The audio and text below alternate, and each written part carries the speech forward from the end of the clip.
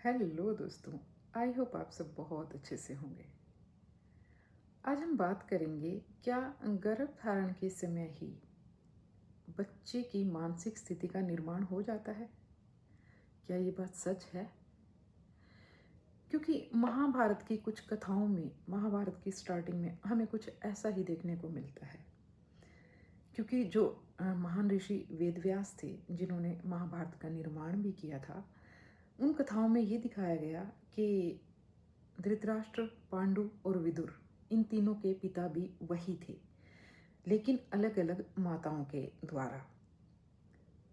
ऋषि महाराज के द्वारा अलग अलग माताओं को गर्भधारण कराया गया, और उस गर्भधारण की जो अवस्था थी, उन माताओं की जो मानसिक स्थिति उस वक्त थी गर्भधारण के समय पे, उन बच्चों का मानसिक स्तर काफ़ी हद तक उसी बात पर डिपेंड हो गया था, उसी वक्त निर्धारित हो गया था कि जीवन में ये लोग क्या करेंगे।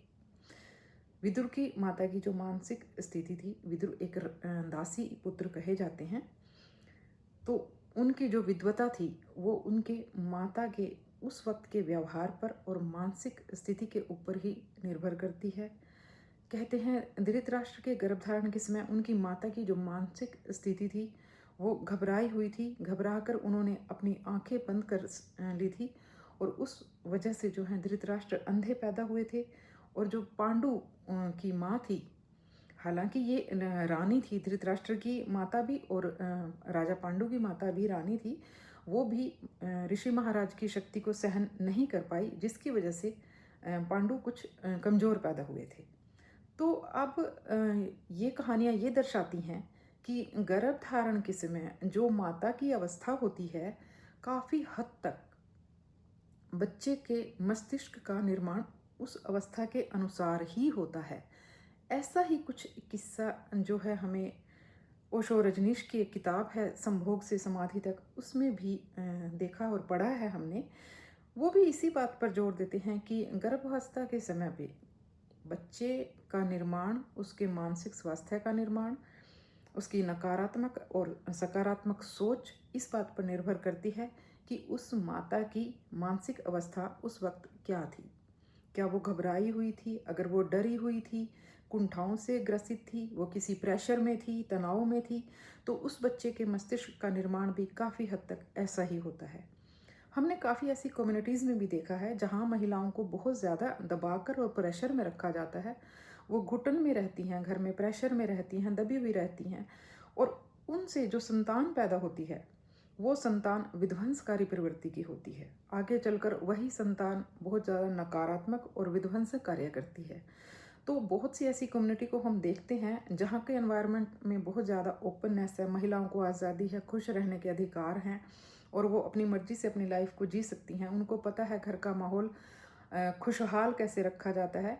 और इस तरह के एनवायरनमेंट में जो बच्चे पैदा होते हैं, जो बच्चे गर्भ धारण करते हैं अपनी माताओं से, वो भी खुशहाल जीवन को प्राप्त होते हैं। उनकी जो मानसिक अवस्था है वो अच्छी होती है, खुशहाल होती है, सकारात्मक होती है। तो आज के इस एपिसोड में हमारा कहने का ये मतलब है कि हम बच्चे के जन्म से पहले बहुत सी तैयारियां करते हैं, उसकी सुख सुविधा के लिए, उसकी पढ़ाई के लिए, लिखाई के लिए, उसके लिए बहुत सुंदर कमरे का निर्माण करते हैं, घर का निर्माण करते हैं। हम सोचते हैं कि हमारी आने वाली जो संतान है उसे बहुत ज़्यादा हम सुख सुविधा देंगे, अच्छे से लग्जरियस लाइफ देंगे।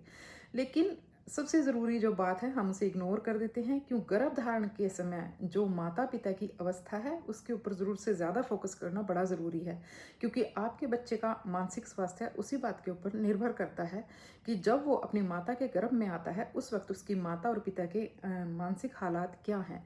क्या वो किसी चीज़ से जूझ रहे हैं, कुछ ऐसी व्यवस्थाओं के साथ दो चार हो रहे हैं जिनसे उनका सामना करना आसान नहीं उन्हें लग रहा, वो तनाव में रहते हैं, कुंठाओं से घिरे रहते हैं। ऐसी सिचुएशन में जो बच्चा गर्भ धारण करता है वो भी हमेशा मानसिक स्तर पर इसी लेवल पे रहेगा, वो भी बहुत ज़्यादा खुशहाल जीवन व्यतीत नहीं कर पाएगा। तो हमें गर्भ धारण के समय माता के स्वास्थ्य के साथ अगर हम ध्यान रखते हैं, उसकी फिजिकल हेल्थ का ध्यान रखते हैं, तो हमें उसके मानसिक स्वास्थ्य का भी ध्यान रखना चाहिए कि उसका मानसिक स्तर बहुत अच्छे लेवल पर हो, वो खुशहाल रहे, बिना बात के किसी तनाव से ग्रसित ना हो, ना ही किसी मानसिक बीमारी से वो परेशान हो।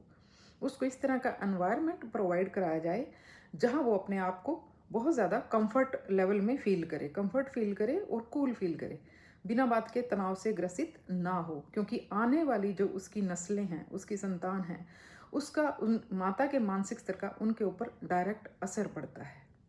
तो इस बात का ध्यान रखा जाए कि लग्ज़रियस लाइफ़ के साथ-साथ बच्चे का जो मानसिक स्तर है, उसके ऊपर भी हमें काम करना पड़ेगा, और मानसिक स्तर बहुत हद तक उस वक्त ही उसका निर्मित हो जाता है जब वो बच्चा गर्भ में आता है, क्योंकि वो उसका कनेक्शन अपनी माँ से डायरेक्ट होता है।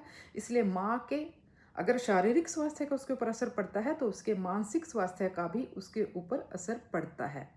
दोनों का ही, माता और पिता का, दोनों का असर पड़ता है। माता की भी जो प्रवृत्ति है वो भी अच्छी होनी चाहिए, और पिता भी विध्वंसकारी प्रवृत्ति के नहीं होने चाहिए। तो मानसिक स्वास्थ्य का ध्यान रखना शारीरिक स्वास्थ्य से भी ज़्यादा ज़रूरी है, क्योंकि अगर मानसिक रूप से आप हेल्दी हैं तो आप अपने शरीर को स्वस्थ रख लेंगे, लेकिन अगर आप शारीरिक रूप से हेल्दी हैं और मानसिक रूप से बीमार हैं तो आप अपने मन के साथ साथ शरीर को स्वस्थ नहीं रख सकते, शरीर के साथ साथ मन को स्वस्थ नहीं रख सकते। इसलिए दोनों का स्वस्थ रहना बड़ा ज़रूरी है।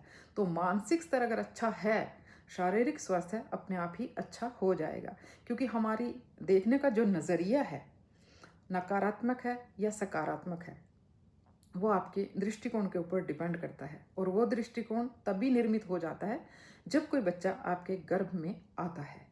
तो ये बहुत गहरी बात है, हमारे शास्त्रों में ऐसे बहुत से उदाहरण मिलते हैं।